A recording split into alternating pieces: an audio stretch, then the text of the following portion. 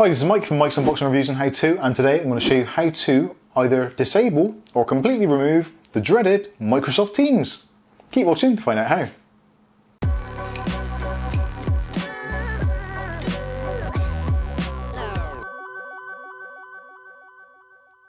Okay, on today's video we're going to be looking at how to remove Microsoft Teams from your PC. Now, if you've got Microsoft Office installed or you're in a corporate environment, there's a very strong chance that you'll have the Microsoft Teams pop up every time you start your computer, and it's frankly quite annoying, especially if you don't actually use Microsoft Teams.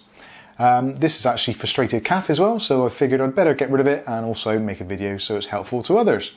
So let's go to the computer and I'll show you how to firstly disable it, and secondly how to completely remove it. Okay, so it's most likely this is what you're experiencing. You've got this on your desktop, Microsoft Teams, and you've probably got the little Microsoft Teams icon down in your taskbar. So first of all, the thing to do is to close the window and make sure that that's exited. So if you can go to MS Config, now this is a good way of disabling it. If you've got other people on your machine that actually want to use it, but you don't want to use it on your particular profile, then you can open Task Manager, go to Microsoft Teams, and like it says there, you can change that from disabled. So if you wanted to, you could enable it. So there it is, it's enabled, but we'll disable it for this particular instance. And also you may find there is a program called Program, which also is related if you've got Microsoft Teams and you've tried to disable it previously, so you can disable that as well. You may also find there is a program in Task Manager called update.exe. Now that is part of Windows or Office 365, which you can disable that if you wish to. It's entirely up to you. But that will stop Microsoft Teams the splash screen. So that is how to disable it from starting up. Another way of getting rid of it entirely, if nobody on your machine is using it or you just want to remove it entirely, click on Start, click on the Settings cog, and then choose Apps. And from Apps, just scroll down until you see Microsoft Teams. And there it is, Microsoft Teams. So highlight it, click on Uninstall, and then click Uninstall again. This will bring up your user account control, and just click on Yes to remove Microsoft Teams. So we're going to let that uninstall and wait until the entry is removed from Apps and Features. This program is actually installed in two parts. So even if you've removed Microsoft Teams, there is actually a secondary part which will actually try to reinstall it again on subsequent logons.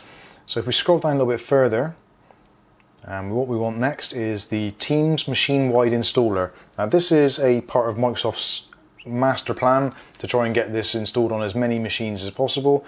So the Machine-Wide Installer will basically put it so it's ready to use on all profiles rather, no matter what. So it will just keep on trying to persistently reinstall. So we want to get rid of this one as well. So click on Teams Machine-Wide Installer and click on Uninstall, and again uninstall. The user account control will come up and you can click on Yes,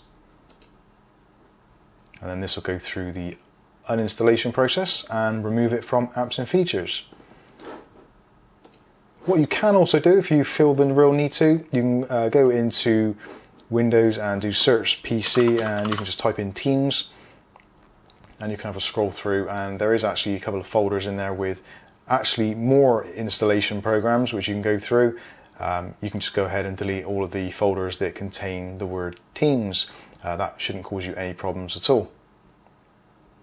Okay, so there you go. There is a relatively straightforward way of removing the horrendous Microsoft Teams from your computer. The two-part installation is one which really does trip up a lot of people. You'd think by just removing Microsoft Teams, you're all done and dusted, but they've done it sneakily and named it slightly different, so it's a little bit further down your list, so you may not even see it on your Add Remove Programs list. So there we go, that is how to remove it. I've been Mike, this is Mike's Unboxing Reviews and How To, and hopefully we'll catch you in the very next video. Thanks for watching.